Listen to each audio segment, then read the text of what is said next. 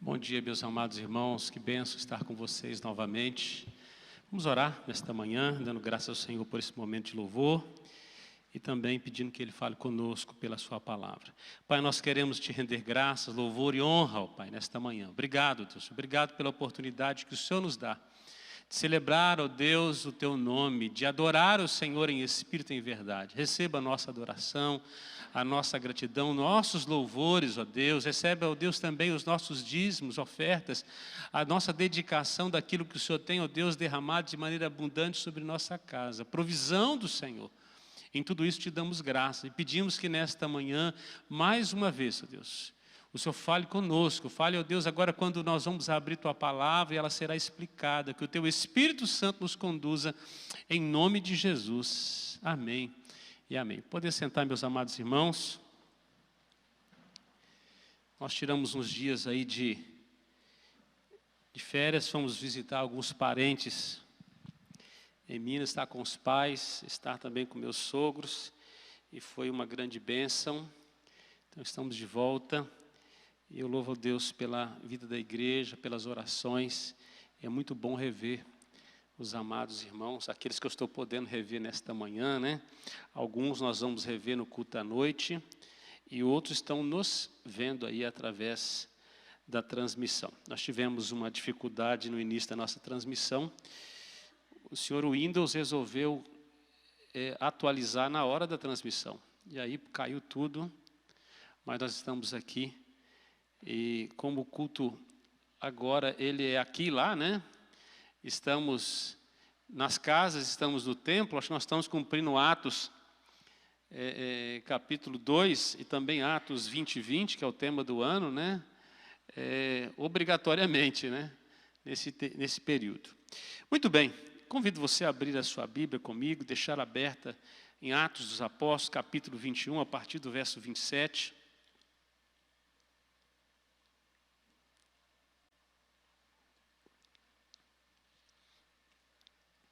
Queria que você deixasse aberto nesse texto.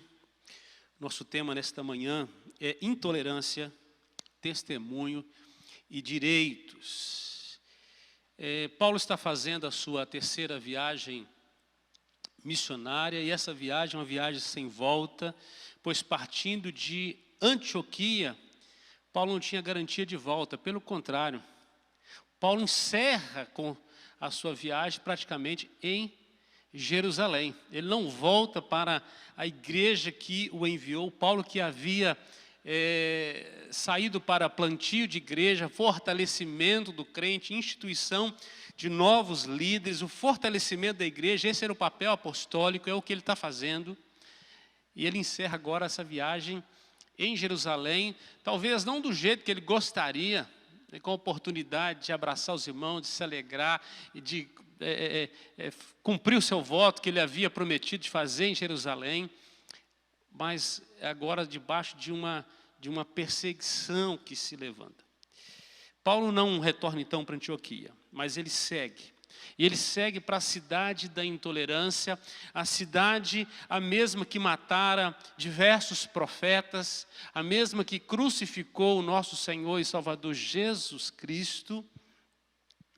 E ele, sabendo que nessa cidade ele não receberia de bom grado o seu testemunho. Paulo está em Jerusalém para testemunhar a respeito da pessoa de Jesus. Pelo contrário, de maneira violenta, de maneira intolerante e sem compaixão, né, o apóstolo é conduzido numa saga de tribunal a tribunal, e essa saga vai terminar em Roma, anos depois, com o seu martírio.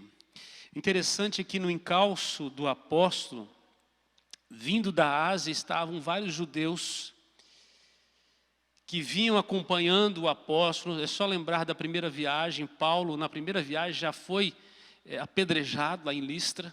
Então, muita oposição veio se levantando por causa do evangelho. E de viagem em viagem, de cidade em cidade, isso vai aumentando.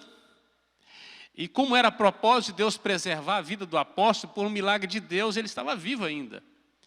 Apesar de todos os enfrentamentos que ele tivera durante todo esse tempo.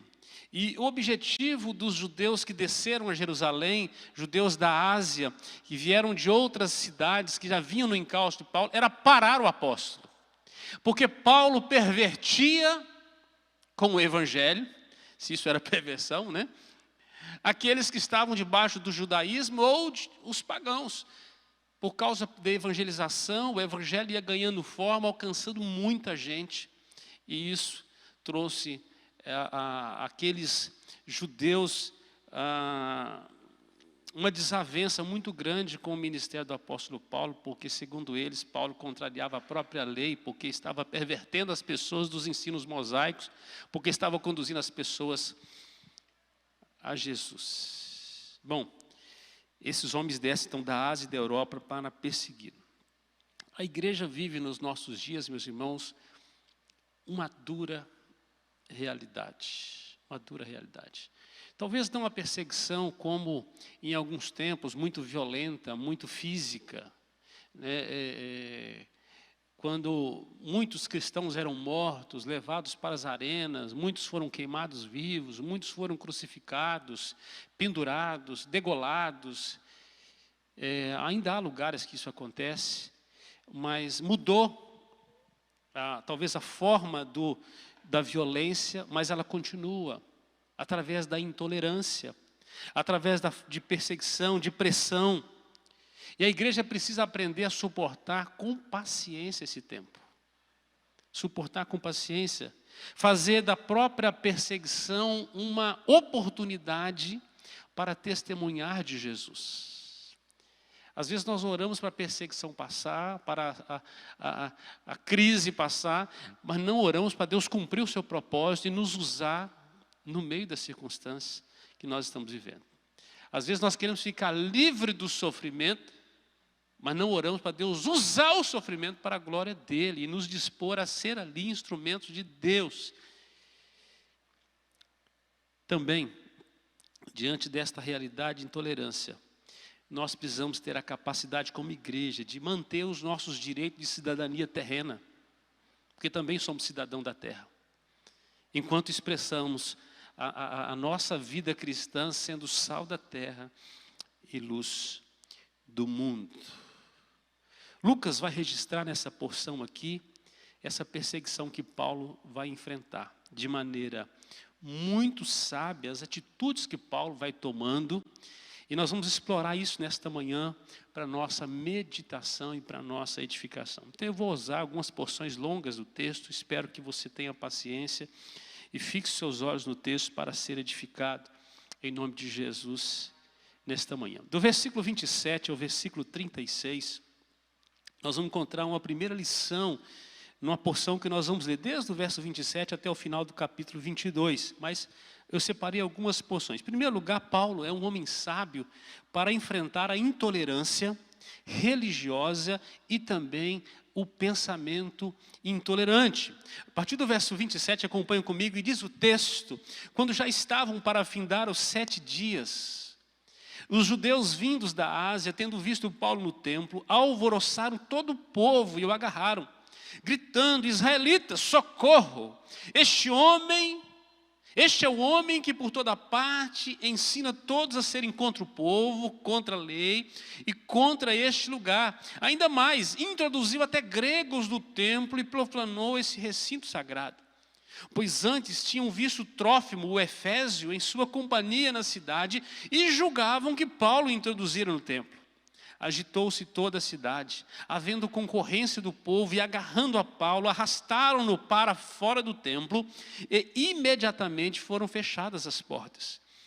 Procurando eles matá-lo, chegou ao conhecimento do comandante da força, que toda Jerusalém estava amotinada. Então este, levando logo soldados e centuriões, correu para o meio do povo. Ao verem chegar os comandantes e os soldados, cessaram de espancar Paulo. Aproximando-se o comandante, apoderou-se de Paulo e ordenou que fosse acorrentado com 2 cadeias, perguntando quem era e o que havia feito. Na multidão, uns gritavam de um modo, outros de outro, não podendo ele, porém, saber a verdade por causa do tumulto. ordenou que Paulo fosse recolhido à fortaleza.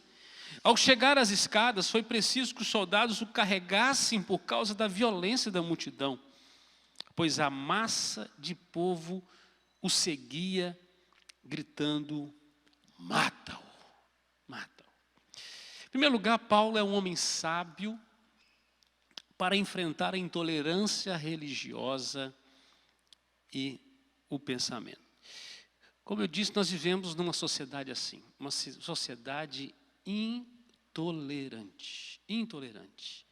E o país, nosso país hoje está dividido, ele está polarizado em pelo menos 3 segmentos políticos e ideológicos, e esses grupos acabam gerando na nação desconforto, porque vivem debaixo hoje de forte intolerância. O primeiro desses grupos é a direita, que é mais conservadora, que luta pelos direitos e os valores da família, da visão judaico-cristã, como foi implantado no Brasil, através do próprio Evangelho, a liberdade de expressão, lutam pela liberdade de pensamento, lutam pelo liberalismo comercial, a capacidade da economia conviver com concorrência. Isso é até bom, isso é muito bom. Quando há concorrência, os preços abaixam e o serviço melhora. Também a direita luta pela diminuição do Estado. Nós temos visto que essa tem sido uma tendência na América do Sul. O Estado muito grande, tomando conta de todas as coisas, isso é muito perigoso, porque ele começa a cercear as liberdades. Lutam pelo patriotismo e pelo civismo. Cada cidadão pode se expressar, participar, interagir, e assim é a direita mais conservadora brasileira. O segundo grupo é a esquerda, que é mais progressista, que de maneira muito antagônica luta pelo fim dos valores familiares como nós conhecemos na fé cristã, que lutam pela liberalidade sexual, pelas quedas dos valores morais, pela restrição da liberdade de expressão, porque essa é inclusive uma das bandeiras da esquerda progressista, pelo fim da opinião e da expressão, da liberdade de expressão. Também trabalham com aquilo que é politicamente correto, há leis para tudo. Também lutam pela garantia de minorias. E às vezes você quer proteger um e para isso você tem que prejudicar todos, isso é muito perigoso. Pelo empoderamento do Estado muito grande, quando ele vai dominando, ele é dono de tudo, ele governa sobre tudo, ele influencia em tudo, o cidadão, ele vai minguando, ele vai deixando de ser cidadão. E também, a esquerda também defende o controle de rebanho, ou seja, nós quase nos tornamos robôs dentro de uma esquerda progressista.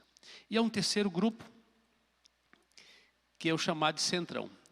Aqueles que ficam, eu digo, em cima do muro. Ora, se abraçam com conservadores, ora se abraçam com progressistas, ora se opõem aos dois. É um grupo complicado, mas há também. Então nós encontramos esses 3 grupos no Brasil. Quando você pensar aí no Congresso Nacional, seja a Câmara ou o Senado, você vai encontrar isso o tempo todo. E essas 3 brigas, Hoje nós temos, por exemplo, os presidentes das nossas casas legislativas são centrões. Que fica no meio ali, E quem grita mais, ele pula para um lado, pula para o outro. É aquele que diverge de opinião, que concorda com a opinião, no momento, não tem uma bandeira fixa. Esses 3 grupos têm problemas, seja o ultraconservadorismo, que às vezes atacam algumas coisas desnecessárias, o ultraliberalismo da esquerda e junto com a esquerda vem a bandeira do comunismo, que é totalmente anti-Cristo, em todas as suas esferas. E dentro do Centrão nós encontramos um outro grupo que também tem as suas grandes dificuldades, principalmente porque não se definem, né? Não se definem. Mas disso tudo o que nós encontramos, o que é? É o objeto da polarização. E aí, a polarização, ela é boa ou ela é ruim? Ter pensamentos tão divergentes é tão mal assim? Vou dizer para você que não. Deus gosta das diferenças, a possibilidade da interlocução. O problema não é as diferenças, o problema é a intolerância. É a capacidade de não tolerar a presença do outro. Ou achar que todo mundo tem que ser igual a você, robozinho, não é isso? Que as pessoas não precisam ter capacidade intelectual de formar a sua própria opinião, de se expressar, quando há um totalitarismo em qualquer das áreas. Isso é muito pernicioso. Então, aquilo que tira a liberdade do pensamento, isso é terrível. A liberdade de expressão, porque ninguém é dono da mente de ninguém. Então, o problema não é a polarização, mas a intolerância. Exigir que as pessoas pensem igual, creiam igual, ou vivam debaixo dos mesmos valores, dos mesmos ideais, ainda que sobre força, sobre mordaça, né? Sobre lei ou sobre violência. E o mundo caminha para esse tempo muito sombrio, cada dia que passa. Muito sombrio.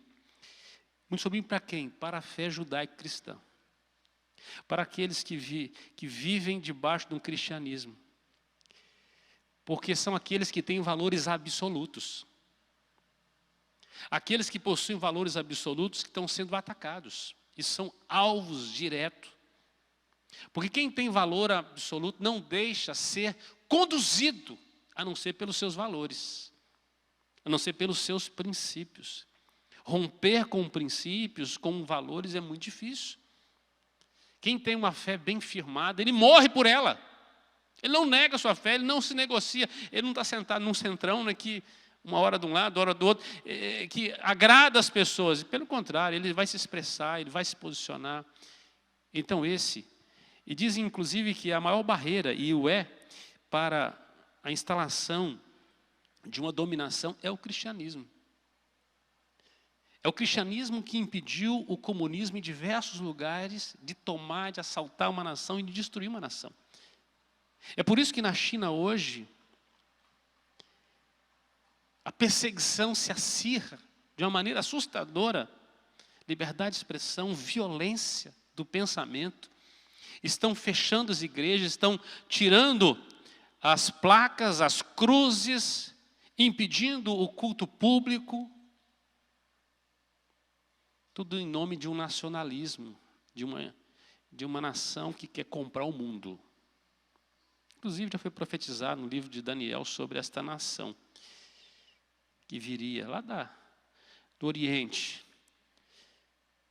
Bom, nós vivemos nesse tempo onde o desejo é dominar e não tolerar que o outro pense diferente.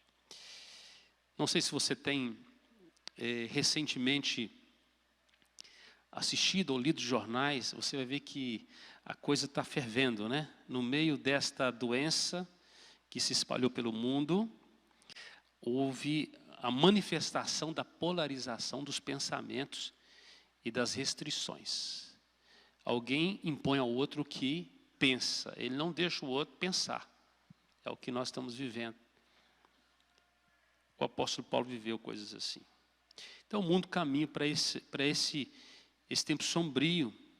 A liberdade de expressão, de pensamento e da fé está sendo ameaçada. Nós não podemos ficar alienados, meus irmãos, a isso tudo. Vivemos também num período de muita judicialização. Não há mais acordos, diálogos, conversas, perdão. Tudo é motivo para cair nas mãos dos tribunais. E com isso nós tiramos a capacidade de relacionamento, nós destruímos a capacidade de relacionamento e geramos O conflito, ele é proposital. E damos um poder para os poderes judiciários que eles não deveriam ter. As causas mais simples se tornaram causas complexas e estão na mão agora dos tribunais. A vida ficou difícil. Tudo está sendo judicializado.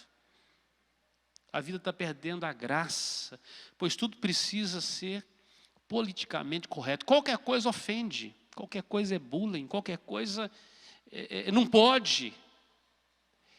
E hoje a gente não sabe mais o que obedecer de tantas regras que se criaram nas últimas décadas na nossa nação. É tanta regra, todo lugar tem uma nova lei. Olha, eu quero dizer para você que você certamente é um transgressor da lei em todo tempo, sabe por quê? É tanta lei que não tem como obedecer. Não há mais possibilidade de compartilhar, de conversar, de expressar, porque dependendo do que você expressar, pode soar como racismo, pode soar como violência na posição ideológica que a pessoa pensa.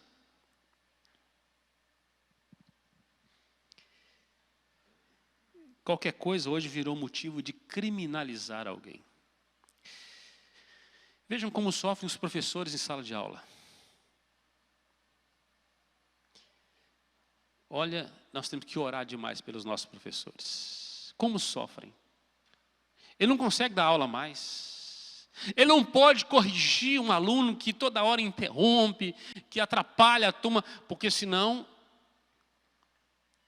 os pais vão na escola, ameaçam colocar na justiça, ameaçam, se a escola é particular, ameaçam tirar o aluno de lá, se a escola é pública, as ameaças são físicas e até piores.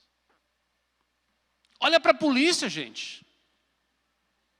Eu oro pelos policiais, coitados dos policiais, não pode prender mais. A vítima virou bandido e a polícia virou réu. Se ele puxar o gatilho, ele vai para a cadeia. Se o bandido matar o policial, ele recebe a habeas corpus no mesmo dia, vai embora. Mudou tudo. O policial não pode mais algemar, porque é violência. Olha como nós mudamos os valores. Olha para os pais. Se você corrigir seu filho e as pessoas verem, ou se filmarem, você está frito. O uso da vara, não poder educar, tudo é abuso. Então o que nós vivemos é que as pessoas estão intolerantes no trânsito, no comércio, na escola, em casa. É uma sociedade intolerante, uma sociedade agressiva. As relações humanas estão em choque, em crise. E aí eu queria que você olhasse para o texto. O apóstolo Paulo, ele por onde passou, meus irmãos, ele teve que enfrentar a intolerância. Então isso não é novo. Isso não é novo. Se você acha que a coisa é nova, as coisas têm acentuado. Nós vemos aqui no texto, a partir do versículo 27, a intolerância dos judeus como fruto de um zelo equivocado, devido à ignorância. Eles se tornam intolerantes, raivosos. Já haviam crucificado Jesus inocente. A mesma multidão que cantou Hosana, depois fez coro dizendo crucifica-o. Conduzida. Uma multidão ensandecida. O texto diz que no templo onde Paulo deveria estar protegido, ser um lugar seguro, ele foi violentamente atacado. Acusaram ele de má doutrina e de ter corrompido as leis mosaicas, supondo que Paulo tivesse colocado Trófimo, o texto diz aqui, tivesse conduzido esse homem para dentro do templo. Esse homem ele era um gentio, convertido ao cristianismo. Trófimo, possivelmente amigo de Paulo lá da igreja de Éfeso. um dos discípulos do apóstolo Paulo, encontrou com Paulo, por acaso, em Jerusalém. O povo viu esse homem em Jerusalém. Paulo entrou no templo. E Paulo, sendo judeu, ele poderia entrar não apenas no pátio do gentio, mas no templo. E agora, os judeus supõem que Paulo estivesse introduzindo aquele homem no recinto sagrado, porque só podia entrar judeu.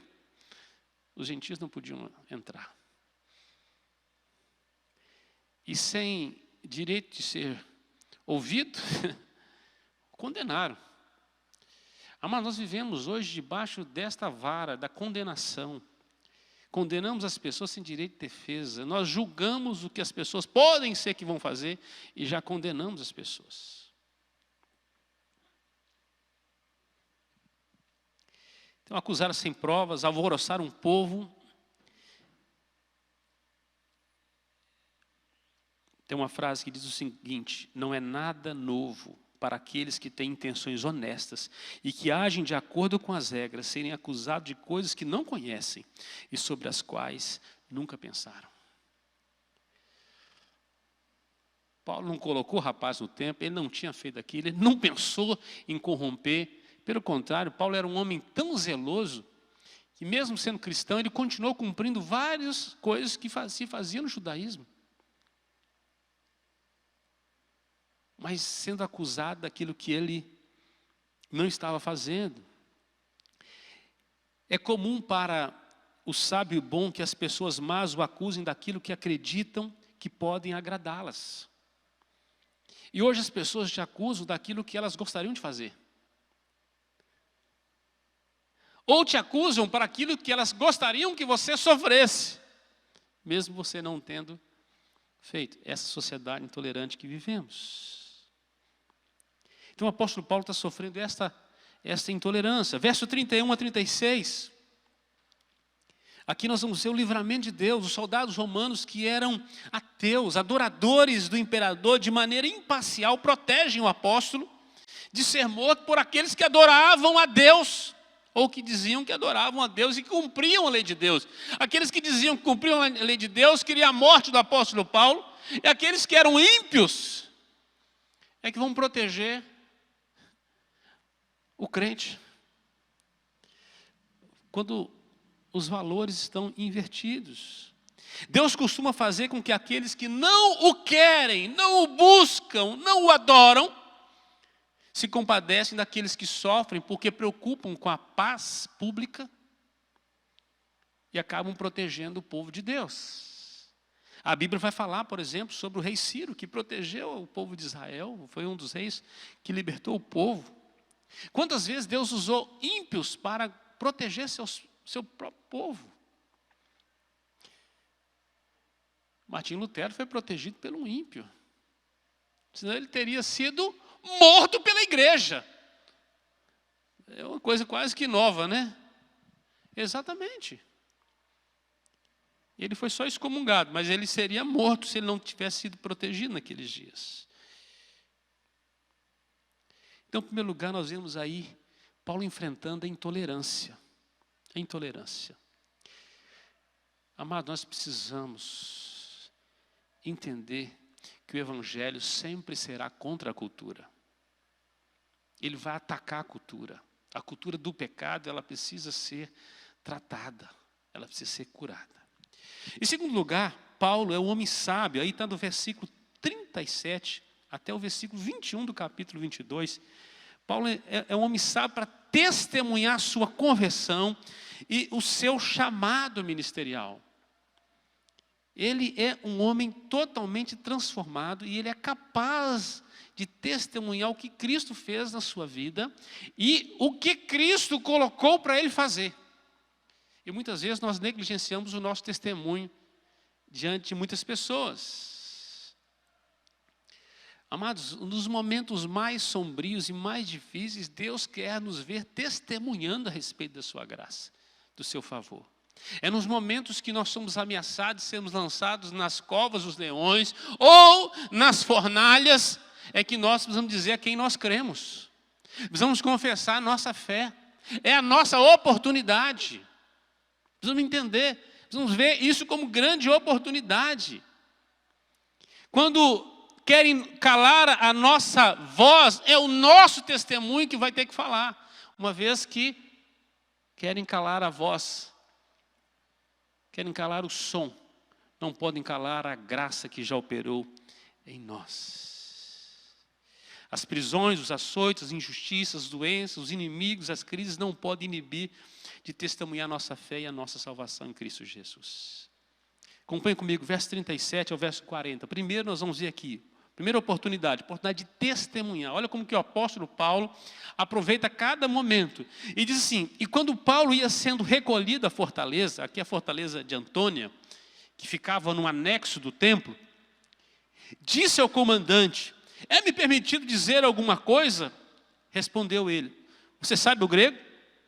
Não és tu, porventura, egípcio, que há tempo sublevou e conduziu ao deserto 4.000 sicários? Aqui o comandante está lembrando de que alguém recentemente, ou há pouco tempo, tinha feito uma revolta em Jerusalém e levou as pessoas ali para o monte das oliveiras, chamado de sicários, porque eles carregavam pequenas facas escondidas e eles apunhalavam as pessoas. Esse grupo, Félix, o governador Félix praticamente dizimou, só o líder fugiu. E eles estavam na procura, será que é esse cara que está agora? Porque se o povo está com essa revolta toda, então por isso um comandante cita isso aqui. Verso 39, Paulo respondeu, eu sou judeu, eu não sou o gentio, eu sou natural de Tarso, da cidade não insignificante da Cilícia, e rogo-te que me permitas falar ao povo. Obtida a permissão, Paulo em pé na escada, fez com a mão sinal ao povo, fez-se grande silêncio, e ele falou em língua hebraica, dizendo, Paulo não se intimida diante da multidão. Com grande poder, ele dá testemunho, ele oferece o contraponto, ele é uma voz ativa, ele não aceita o hashtag fique calado. Você não pode falar, você não pode se expressar.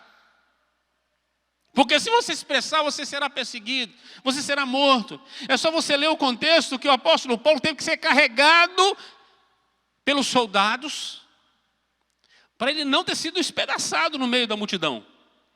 E eles estão salvando Paulo, Paulo está sendo conduzido.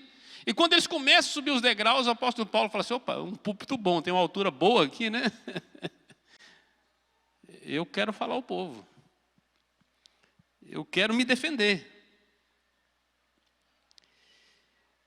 Então, ele vê mesmo diante da injustiça, ele vê ali uma grande oportunidade para testemunhar de maneira fiel o que Jesus fez em sua vida.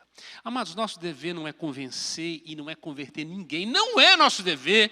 O nosso dever é ser fiel e ministrar aquilo que Deus deu a nós. Nós pregamos a palavra de Deus, não temos que agradar gregos e troianos, nós precisamos pregar a palavra. Paulo não estava preocupado se a multidão ia ficar mais furiosa.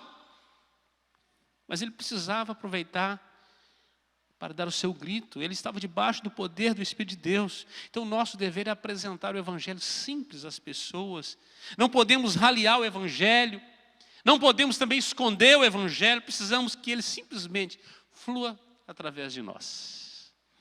Flua através de nós. Então, nós vemos aqui que Deus intervém de maneira oportuna para assegurar aos seus servos contra homens maus, contra homens irracionais, lhes dando a oportunidade de testemunharem da sua fé em Cristo Jesus, do Evangelho que o salvou, para divulgar de maneira ampla o Evangelho glorioso. O apóstolo Paulo entende que aquilo que está acontecendo com ele é uma oportunidade. Paulo não está vendo a crise, todo mundo está vendo a crise, Paulo está vendo a oportunidade. Nunca se juntou tamanha multidão, é um momento oportuno. Ainda que o alvo da multidão fosse Paulo, e já estavam clamando, mata-o. Mata. Do versículo 1 ao versículo 11, agora do capítulo 22, primeiro nós vemos uma oportunidade de testemunhar. Então Paulo vai exercer a sua defesa, e aqui nós vemos uma oportunidade de ir a Cristo. Olha o que diz o texto, irmãos e pais, ouvi agora a minha defesa perante vós. Uma vez que o povo parou para ouvir, diz que Paulo vai falar em língua hebraica. Aquilo ele calou o povo. Quem é esse cara? Ele é diferenciado. Ele não fala na língua koiné, no grego koiné. Ele não fala na língua comum do povo. E de repente Paulo aumenta o tom. Ele passa a falar agora na língua que os judeus conheciam. E só podia ser alguém da linhagem. O judeu não falava hebraico junto com o romano, e nem com o gentio. Somente dentro do próprio grupo. O apóstolo Paulo pega os judeus que estão ali e fala assim, vamos conversar a nossa língua? Se fosse lá em Minas era, vamos falar o ai, trem bom, né? Agora todo mundo vai entender. Vamos estar em casa, vocês achando que eu sou um assaltante de fora? Quer dizer para você que eu sou da família de vocês. E olha que o apóstolo Paulo vai se defendendo. Diz assim, irmãos e pais, ouvi agora a minha defesa perante vós. Quando ouviram que lhes falava em língua hebraica, guardaram ainda maior silêncio. E continuou, eu sou judeu, nasci em Tarso da Cilícia, mas criei-me nessa cidade. E aqui fui instruído aos pés de Gamaliel, segundo a exatidão da lei dos nossos antepassados, sendo zeloso para com Deus, assim como todos vós o sois no dia de hoje. Persegui esse caminho até a morte, prendendo e metendo em cárceres homens e mulheres, de que são testemunhas o sumo sacerdote que estava ali, e todos os anciãos. Desses recebi cartas para os irmãos e ia para Damasco, no propósito de trazer manietados para Jerusalém os que também lá estivessem para serem punidos. Ora, aconteceu que, indo de caminho e já perto de Damasco, quase ao meio-dia, repentinamente, grande luz do céu brilhou ao redor de mim. Então caí por terra, ouvindo uma voz que me dizia, Saulo, Saulo, por que me persegues? Perguntei, quem és tu, Senhor? Ao que me respondeu, eu sou Jesus, o Nazareno, a quem tu persegues. Os que estavam comigo viram uma luz, sem contudo perceberem o sentido da voz que quem falava comigo. Então eu perguntei, que farei, Senhor? E o Senhor me disse, levanta-te, entra em Damasco, pois ali te dirão acerca de tudo o que te é ordenado fazer. Tendo ficado cego por causa do fulgor daquela luz, guiado pela mão dos que estavam comigo, cheguei a Damasco. Aqui nós vemos uma oportunidade de ir a Cristo. O apóstolo se dirigiu àquela multidão enfurecida, com o seu costumeiro estilo, direto, respeitoso, com boa vontade, ele se identificando com seus algozes. Gente, eu sou da mesma família, eu sou judeu. Eu tenho a mesma fé. Eu fui criado aos pés do grande Gamaliel, que vocês conhecem, ou seja, era um grande rabino daquela época. Então, eu conheço a lei, eu sou observador da lei, inclusive eu persegui o povo do caminho, o povo de Deus, eu persegui os cristãos nessa cidade e em toda a região. Eu, um homem zeloso, eu fiz todas essas coisas por causa da minha ignorância e por causa da minha arrogância e intolerância.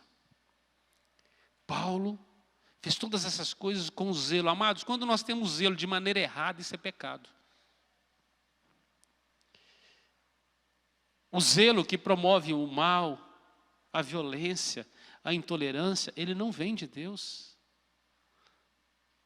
O zelo que vem de Deus é que promove santidade, graça, amor, compaixão, misericórdia, que gera vida. Esse é o zelo que vem de Deus. Então Paulo vai relatar desde a cidade do seu nascimento, onde ele foi criado, quem o educou, que ele era um homem bem preparado, que ele era um fariseu zeloso na lei e que havia feito coisas terríveis por causa do zelo com ignorância. Do zelo com violência. Do versículo 6 ao versículo 11, Paulo agora vai relatar a sua história com Jesus, o seu encontro com Jesus. Ele fala da sua vida pregressa, como que ele perseguiu a igreja, né? Ele se identifica com os seus ouvintes, e então o apóstolo Paulo passa a dar detalhes da história da sua vida e comenta como é que foi a sua conversão, como é que Jesus o chamou.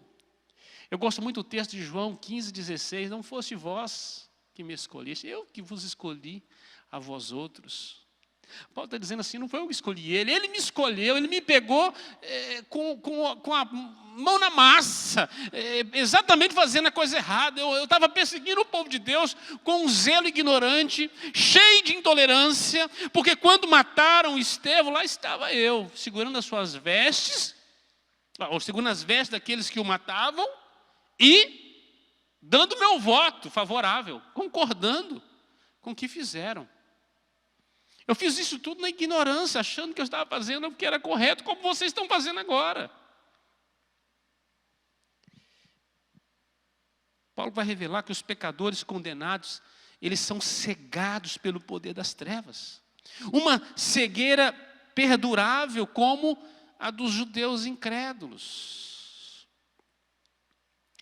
Mas os pecadores que são convencidos dos seus pecados, diferente daqueles que são cegados pelo poder das trevas, agora, aqueles que são convencidos dos seus pecados, são também cegados pela luz de Cristo, para que por breve tempo eles se percam em si mesmos, para que iluminados pelo Evangelho possam encontrar a Cristo.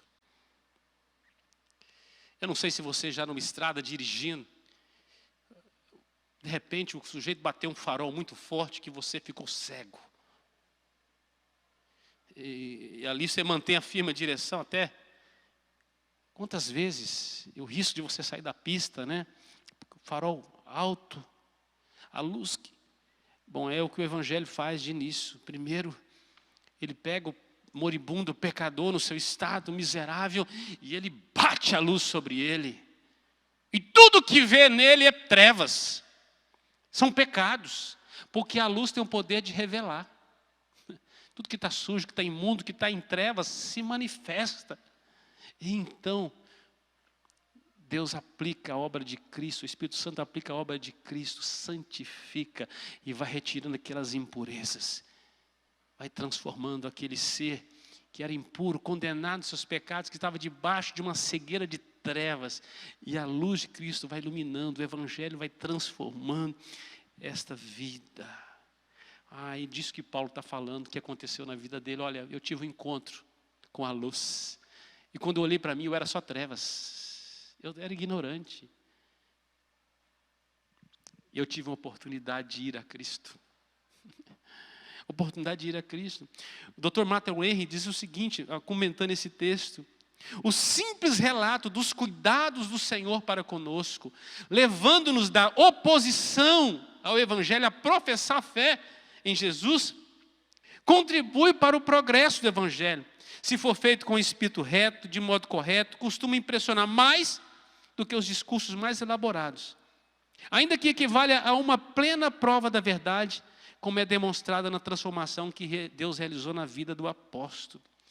Paulo podia dar uma aula de teologia para aqueles homens, mas o apóstolo Paulo quis falar de maneira muito simples o que aconteceu com ele. Eu era cego, agora vejo. Eu estava de maneira ignorante, fazendo com zelo, perseguindo, sendo intolerante, levando as pessoas às prisões, aos açoites e à morte, achando que eu estava fazendo a coisa correta. Até que eu tive um encontro com Jesus, que dizia: Paulo, Paulo, por que você está me perseguindo? Você está andando na contramão de Deus. Então Paulo muda a sua vida, ele dá o seu testemunho perante aquela multidão. A oportunidade de ir a Cristo. E então o apóstolo Paulo agora apresenta a oportunidade de ir por Cristo. A partir do versículo 12, acompanha comigo aí. Ele diz assim: um homem chamado Ananias, piedoso, conforme a lei, tendo bom testemunho de todos os judeus que ali moravam, veio procurar-me, pondo-se junto a mim, disse: Saulo, irmão, recebe novamente a vista.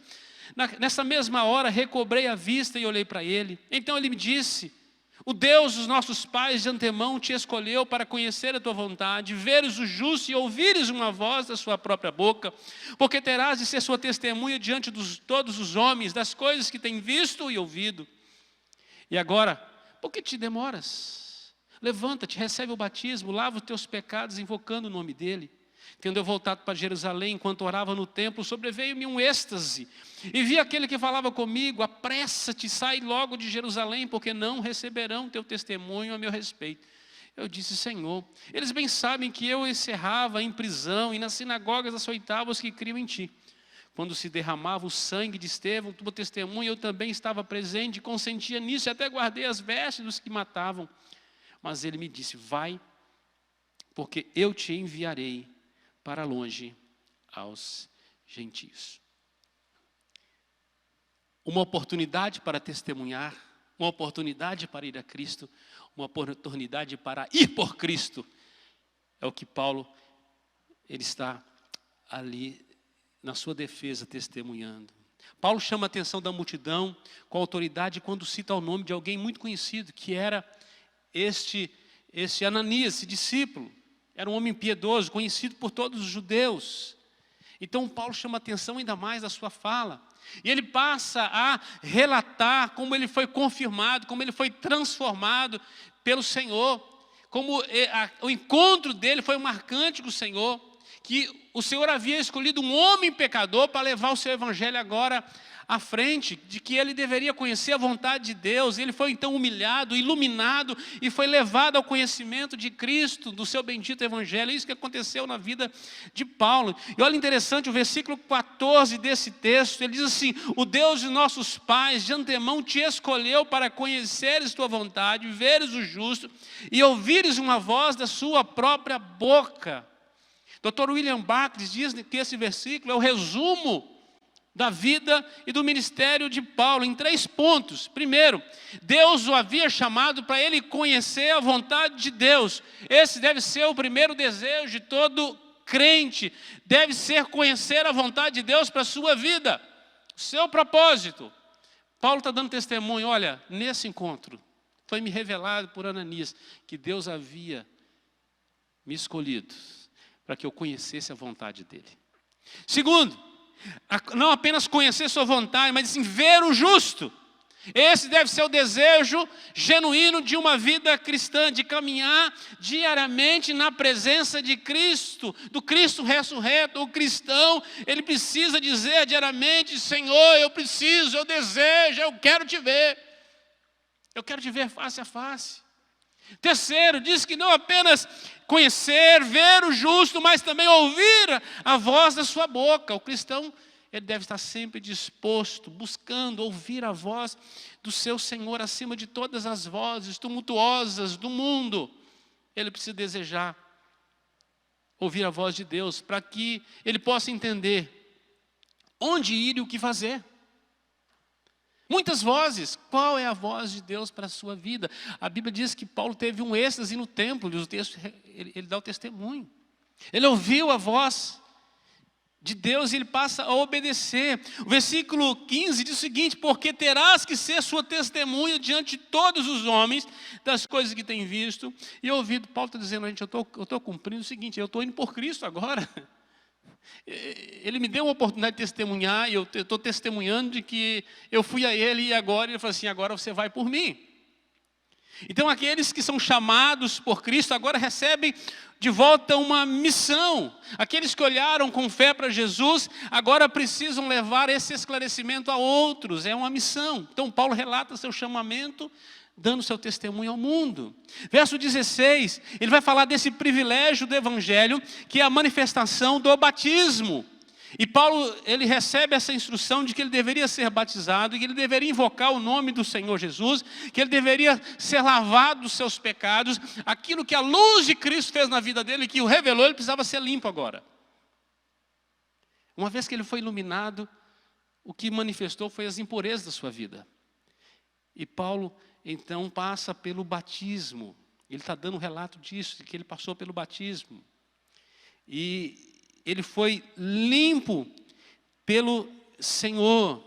A ideia do batismo aqui não se apoia apenas na ideia do símbolo visível, mas do que o ofício do batismo pode operar na vida do crente, aquilo que assegura, aquilo que representa espiritualmente na vida do crente, a eliminação da imundície. Devem ser batizados aqueles que entenderam, que reconheceram seus pecados, que abraçaram a Cristo Jesus e que entenderam que precisam passar por um lavar transformador de Deus. O símbolo do batismo representa algo espiritual na vida da pessoa. Então Paulo estava dando testemunho disso, dessa purificação. de que agora ele foi limpo para ir por Cristo. Verso 17, tendo eu voltado para Jerusalém, enquanto orava no templo, sobreveio-me um êxtase, e eu vi aquele que falava comigo, apresse-te, não fique em Jerusalém, porque eles não vão ouvir seu testemunho. Inclusive, se você ler no capítulo 9, eles tiveram que tirar Paulo às pressas de Jerusalém. Porque não foram os judeus que não quiseram ouvir Paulo naquele primeiro momento, foi os crentes. Morriam de medo, porque ele era o perseguidor da igreja naquele primeiro momento. Ele foi enxotado da cidade. Ele registra isso em Gálatas capítulo 1 também. Quando enviaram ele de volta para sua casa. O histórico do apóstolo Paulo naquela época era terrível. Ele era o perseguidor da igreja. Mas alguém fala assim, ele acabou de converter. Quem acredita?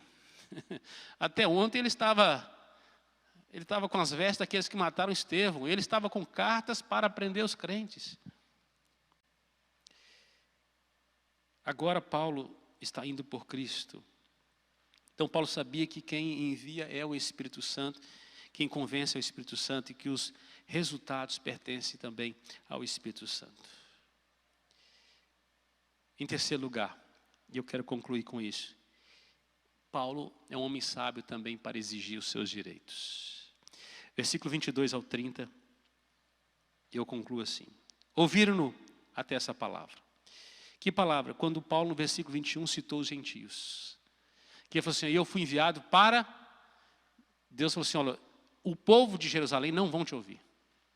Os judeus não vão te ouvir. Sai de Jerusalém. Porque eu estou te enviando para os gentios. E quando Paulo voltou para casa, na Cilícia, lá ele fez um trabalho na região. E ele era o apóstolo aos gentios. Quando Paulo cita o seu chamado aos gentios, os judeus falam assim, agora, aí não dá. O cara está se defendendo, se entrega. E olha o que acontece. Ouviram até essa palavra, verso 22. Então gritaram dizendo, tira tal homem da terra, porque não convém que ele viva. Ora, estando eles gritando, arrojando de si suas capas, tirando poeira pelos ares, ordenou ao comandante que Paulo fosse recolhido à fortaleza, voltar para a prisão, e que sob açoite fosse interrogado para saber por que motivo assim clamavam contra ele. Quando estavam amarrando com correias, disse Paulo ao centurião presente, se vos é porventura lícito açoitar um cidadão romano sem estar condenado? Ouvindo isso, o centurião procurou o comandante e lhe disse, que estás para fazer? Porque este homem é cidadão romano. Vindo o comandante, perguntou a Paulo, diz-me, és tu romano? Ele respondeu, sou. Respondeu o comandante, a mim me custou grande soma de dinheiro esse título de cidadão. Disse Paulo, pois eu o tenho por direito de nascimento. E imediatamente se afastaram os que estavam para inquirir com açoites. O próprio comandante sentiu-se receoso quando soube que Paulo era romano, porque o mandara amarrar. No dia seguinte, querendo certificar-se dos motivos porque vinha ele sendo acusado pelos judeus, soltou e ordenou que se reunissem os principais sacerdotes e todo o sinédrio, e mandando trazer Paulo, apresentou-o perante eles. Então Paulo é um homem sábio também para exigir os seus direitos. Bom, os judeus ouviram em silêncio a tudo que Paulo tinha falado até aquele momento. Quando ele citou os gentios no seu testemunho, então houve outra agitação, foi a gota d'água, e o povo que era extremamente contrário, os pré-julgamentos nacionalistas não quiseram ouvir mais, se tornaram extremamente intolerantes. E a multidão ficou inflamada de tal sorte que o comandante teve que tirar Paulo de lá. Senão ele seria morto, despedaçado. Aquilo impressionou o oficial romano, que colocou Paulo, assim, olha, ele deve ter cometido um delito muito grave, porque por essa agitação toda, então Paulo é levado, é amarrado agora, no lugar que ele seria açoitado. O açoite era feito com um objeto com 3 tecidos de couro, com pontas de ossos e chumbo. E aquilo, quando batia, dilacerava a pessoa. A pessoa era amarrada, e ela apanhava nas costas, ela apanhava nas pernas, era dilacerado. O que Jesus sofreu no seu açoite. E muitos não resistiam, morriam ali no cepo, né, sem passar pelo julgamento final. Aquilo era apenas para o cara confessar. Então Paulo seria açoitado para conversar o que eles estavam acusando o apóstolo Paulo. Então Paulo, nesse momento, a partir do versículo 25, diante de ser açoitado, para reconhecer uma culpa que ele não tinha, ele usou a última carta que ele tinha. Espera aí, vocês vão açoitar um cidadão romano? Alguém que tinha cidadania romana só podia passar por um açoite ou por uma condenação depois de um processo formal legal. E Roma era radical nisso, era imparcial com isso. Essa era a praxe romana, era a lei romana. E o comandante, esse aqui chamava Cláudio Lísias, se ele permitisse isso acontecer, ele seria julgado no lugar desse prisioneiro depois. A responsabilidade dele de não ter sido imparcial, de ter caído na pilha dos judeus. Então Paulo, nesse momento, ele exige os seus direitos. Ele fala assim, pode bater num cidadão romano? Ele já tinha sido preso, nem deveria ter acontecido isso. Então, naquele momento, a coisa muda. Diz que aqueles que iriam açoitá-lo já fica de longe. Eu não toquei nele. Eu estou fora disso, agora é só com o comandante. E aí o comandante diz assim, olha, porque se você é cidadão romano, me custou muito caro, porque eu não era romano, eu tive que trabalhar para isso, eu tive que comprar minha cidadania. Paulo diz assim, eu nasci romano, cara. Eu sou pedigree, puro sangue. Inclusive, filho de fariseu, neto de fariseu e sou fariseu. Sempre obediente às leis, inclusive trabalhava no exercício romano. Então Paulo está não apenas exercendo a sua defesa, mas Paulo está usando com sabedoria também os seus direitos. Isso mostra a sensatez, a segurança e a serenidade que Paulo tinha, apesar de todo o sofrimento. Paulo não se tornava intolerante, não se tornava brigão, apesar da pressão. Ele não perdia a esportiva. Como Paulo estava sendo julgado, mesmo sendo um cidadão romano, mesmo tendo sido nascido livre, ele ia ser açoitado como um prisioneiro. Ele apela então pela sua liberdade. Mas nós não podemos entregar os nossos direitos a ninguém. A ninguém. Apesar de prisioneiro de Cristo Jesus, o apóstolo Paulo era um homem livre, ele era um cidadão. Então não confunda a sua cidadania neste mundo com a sua cidadania no porvir. Só entregue a sua liberdade aqui se Jesus te requerer ela. Você está entendendo? Seja a sua liberdade de pensar, de expressar e de ir e vir. Porque se você entregar a sua liberdade por motivo de segurança, você não é digno nem da liberdade, nem da segurança que pretende. Liberdade de pensar, liberdade de expressar, liberdade de ir e vir.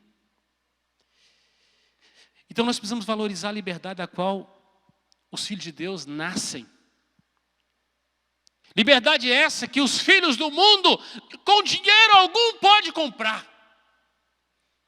Temos paz do coração, o Espírito de Deus habita em nós, fomos resgatados do nosso fútil procedimento, somos filhos da luz, somos o sal da terra e a luz do mundo, não se esconde a luz, e o sal não deve ser pisado a não ser que se torne insípido. Então, nós somos os agentes transformadores desta cultura e desta geração. A igreja não pode ser calada, os crentes não podem ser calados em suas liberdades. Então Paulo está exigindo ser tratado como de fato ele deveria ser tratado. Porque ele tinha duas liberdades, a do reino e ele tinha a cidadania também.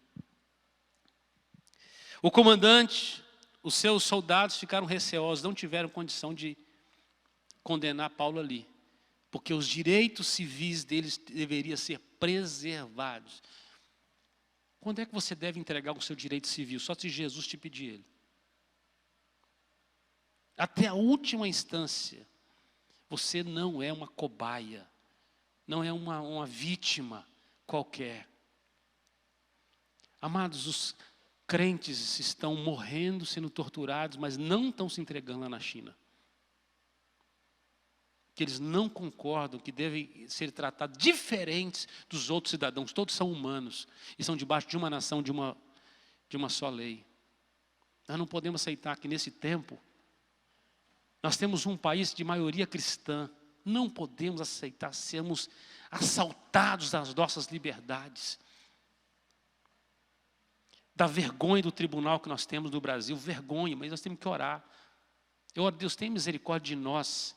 E limpa esse tribunal em nome de Jesus. Limpa, porque estão ferindo todas as liberdades. Estão condenando a nossa Constituição. Amados, nós não podemos aceitar disso assim. Não, mas nós somos crentes. Nós somos cidadãos. Temos responsabilidades civis. Temos privilégios também. Paulo não jogou fora isso. O texto de Paulo é tão atual que é para hoje. Se você ler o jornal, hoje esse tema está sendo debatido. Tem que ser debatido nas universidades. O que está acontecendo no nosso país, os estudantes de direito vão passar os próximos 30 anos estudando as barbáries que estão acontecendo na nossa nação. Nós não podemos aceitar. Nós temos que ir para as mídias sociais, manifestar em atos jurídicos, manifestar nas praças. É uma oportunidade que nós temos, nós somos civis, gente. É nossa cidadania. Não podemos esconder, dizendo que isso, deixa os simples resolver com isso. Você quer entregar a chave do céu para Satanás? Você é reino de Deus, onde você pisa, as coisas têm que ser transformadas. Você é um agente de transformação. Eu gosto muito dessa pergunta, o apóstolo Paulo faz ao comandante. É lícito?